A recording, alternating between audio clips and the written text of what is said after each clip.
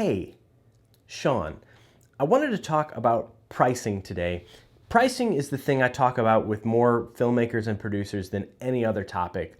Getting pricing right can be very difficult. A lot of us have learned a lot of lessons in very, very hard ways. And once we start to settle into getting it right, we can share that information with each other and we all get better. And when everyone gets better at pricing, it makes all of our jobs easier because the community starts to understand what it costs to produce video, and we don't feel as bad asking for a fair amount of money to get us paid properly. And we can start to level up our production, which levels up our experience, and we grow, and video gets better as across our communities and around the world. And this is the way it should be. And so I've learned a lot about pricing from three different things.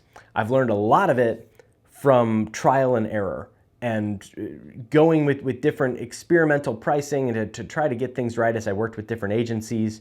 I've attended several things with Chris Do of The Future, and I'll link to his YouTube channel below. It's an awesome channel. A lot of it's geared toward creative agencies and designers, but most of it, or at least a good amount of it, applies to video producers. And lastly, a book that Chris recommended is called Pricing Creativity by Blair Enns, and it's a $400 book. It's expensive, but you get a ton of value out of it, and he uses his own explanation to justify why he charges so much for it, and it's true, and it's worth it. So when I sit down with a client to begin to build the project and give them some options for costs, I always start with money. And it can be uncomfortable, and it can seem like it might make or break it before you even have a chance to really show them what you can do and sell them on some stuff. But I'm telling you, find out their budget before you do anything. And I typically ask people before I schedule a meeting, as we're scheduling meetings, as we're emailing or having phone calls, I like to know ahead of time, hey, what is your budget? Just so we can help prepare, so we can start to think of options. What is your budget for this? And you'll get one of two answers. One is a budget, and they may say, hey, we've got $800. You can say, oh, okay. That changes some things, but I'm glad I know it. Or they could, they say their budget is, well, we've got $25,000. You can say, okay, there's some stuff we can do for $25,000. The other thing they'll tell you is, well, we don't have a budget. We don't have one in mind yet. We need to know what it costs, and so that's why we want to have this meeting. Whenever someone says that, say back to them, pick some really, really high number and say, oh, you don't have a budget? Okay, how's $50,000? Can we do $100,000? Would that be fine? And then there'll be a laugh and people are thinking, but then there's information, because then they'll say, oh, no, not 50. I mean, we were thinking like $5,000. It's like, okay, so you did have a budget. And it's fine. It can be uncomfortable for people to talk about money, but if you don't talk about money, it'll be very difficult to ask for it later. And so the more information we can get out on the table ahead of time, the easier of a time everyone's going to have, and that pressure goes away. We know, okay, we're not trying to sell anything more than $5,000 at first. We're just, that's the budget. What can we do for $5,000? Reasonably, go. So the first thing we talk about is the budget. The second thing we talk about is the value. And this can be difficult for people to understand, but the value of a project, for me, a lot of times, I look at 1 to 3 years. If I make this video for you, let's say it's perfect. Let's say it engages everyone you want to engage and they all take the action step required. This video is perfect. They all buy your thing. In a year, what does that mean? In 3 years, what does that mean? And so that can be like, oh, well, if we sell, it's this product, and if this video works and this is our commercial and we get 500,000 views, and of that 20% of them buy, we know that that's going to be $2 million of revenue for us. So the value of this project is $2 million. So knowing that, then we can say, well, if it's potentially worth $2 million, if it's done right, why don't we spend $100,000 to make sure we do it right? If it has that much value, let's not spend $5,000 and be disappointed when it's not polished enough to appeal to everyone, when it's not well developed enough to appeal to everyone to be effective. Let's do it right. And I also work the opposite way from that. And there's a lot of times with nonprofits when they've got an auction or something, they want to do a video. And I ask, like, well, what did you make last year? Like, how much can you expect in donations from this event? And they'll say, we got $75,000. And I'll say, okay, let's not spend $10,000 trying to raise $75,000. That doesn't make sense. Let's spend $2,000, $3,000, $5,000 and make something that's more in line with that. So start with that value and their budget and make sure that those things are aligned. And if one is off, help them understand what to expect from the project or what to pay for a project that would achieve those goals. And that's where you get to have fun as a producer with your own experience to say, hey, videos like this are good, videos like this are bad. If you're putting it on Facebook versus your website versus a TV commercial versus a YouTube pre-roll ad, there's different approaches and different ways to do it that are more effective in certain areas than others, and you can guide them, and they may have come to you with ideas, and you're gonna say, hey, if this is going on your website, maybe don't put your phone number on the video because it's also everywhere around you on your website. So there's things like that where you get to start to shape it a little bit more once they understand the context and the potential of the project. So once we know those things, I build my pricing like this. I take all that information, I have a nice long meeting. I will share a link below to my onboarding page, which walks through, I send this to the clients before I talk to them, and it walks them through what to expect and these questions that I'm going to ask in this meeting, which typically takes me an hour. But by doing that, I learn so much information and I can plan so well to avoid surprises later on in the production process. When I used to do straight hourly pricing, I would give people an estimate of, oh, it'll probably take this much. And then when stuff goes wrong, it's like, well, now it's going to cost more because we've been here for an extra day. You had people who were late and you didn't anticipate those costs. And now I have to charge you more and you didn't budget for that. And it got confusing. And so by asking all these questions, I can get an idea of where these things are going to go wrong, where I'm going to need some room in the budget, and what's important to include in these proposals. So when I make my proposals, I give people three options. I give a small, medium, and a big option. The small option, the way that I build these, I always start with their budget. So if they say they've got a budget of $8,000, I say, okay, $8,000 to achieve your goals, here's what we're doing.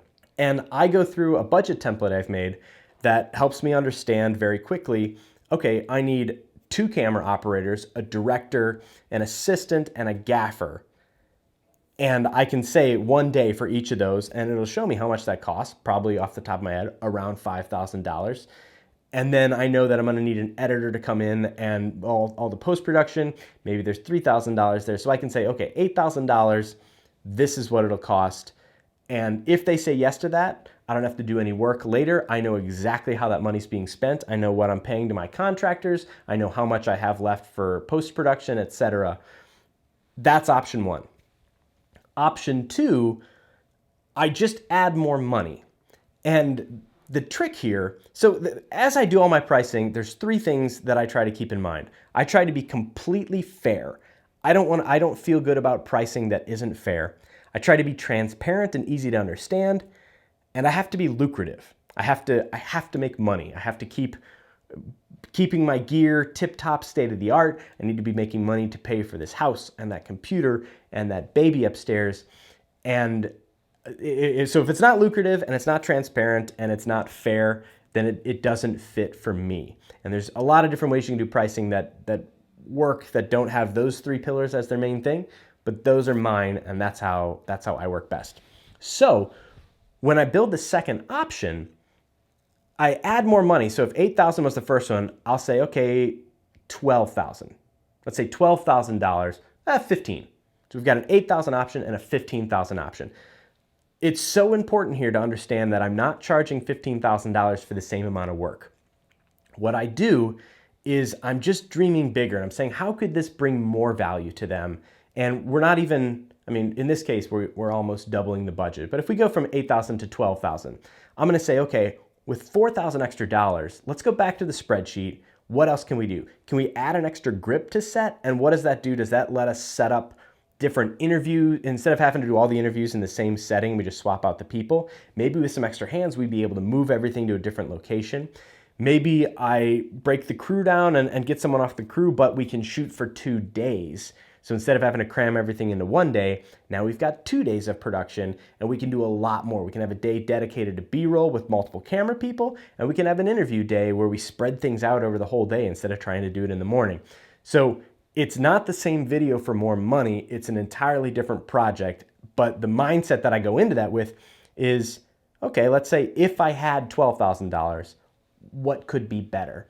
And as they look at these options, I do my best to explain it's not just charging. I know you said your budget was 8 for this one video, but also if we charged more, but it wasn't even double, and we could make 2 videos or 3 videos in the future, and we had all this footage, and we got to do longer interviews and talk about different topics, we already set up all the cameras, let's take an extra couple minutes to get it right, then there's more value than if we were to repeat this whole process and charge $8,000 again in a year versus spending an extra 4 now to hedge our bet for the future. That's a pretty easy value for a lot of companies to understand, and a lot of people may take you up on that. And lastly, the third option, I go big and I go crazy. And I say, all right, $8,000, $12,000, let's say $25,000, $20,000, something high.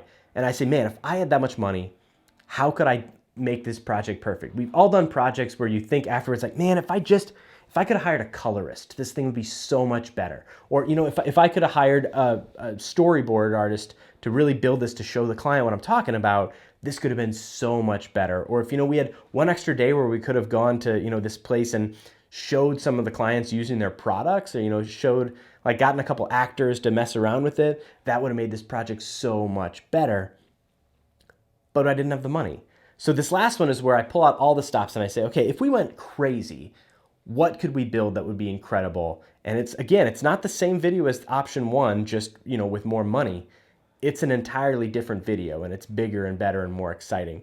And the other part of that, a lot of times when I'm working with business-to-business companies that aren't necessarily doing a retail product or a commercial, a lot of their stuff ends up being about corporate communications.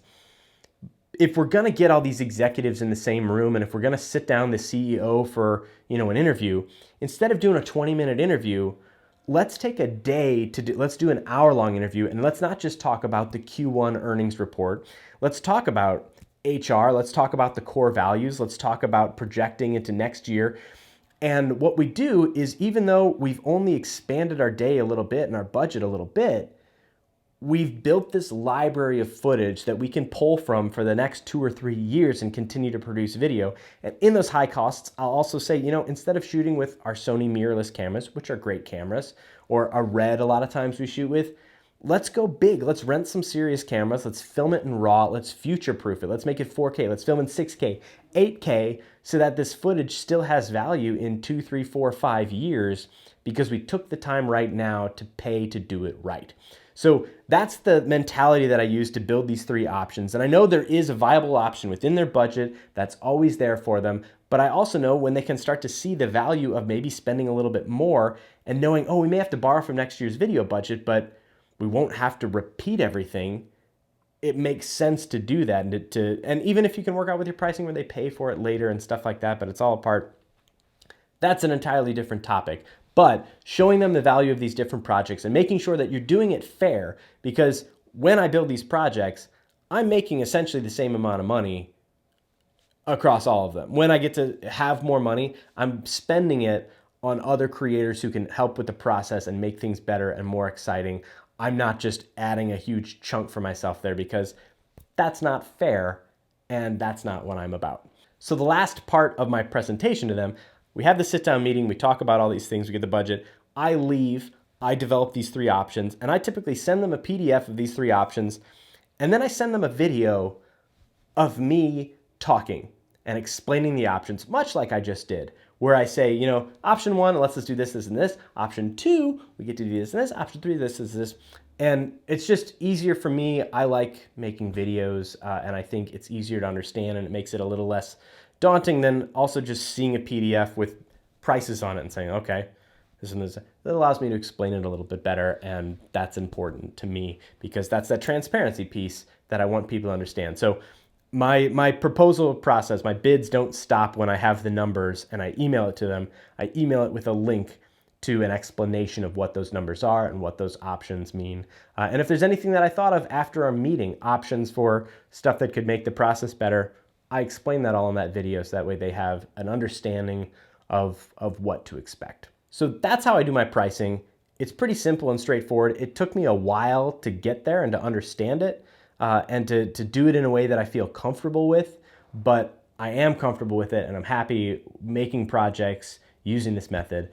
If you have any tips or advice on how you do it, or things that as you hear my process, what you think would be helpful or something that I may be missing, please share it. Send me a message on Instagram or here on YouTube, or you can leave a comment if you want. Yeah, the better we can all get at pricing, the better we're all going to be, the happier we're all going to be. Getting to do what we enjoy for a living and enjoying when we get to do it. So that's all I got.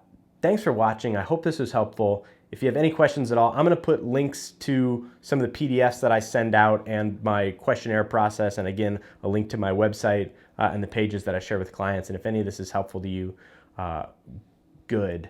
And if you have any questions at all, reach out. Thanks for watching. See you later. Bye.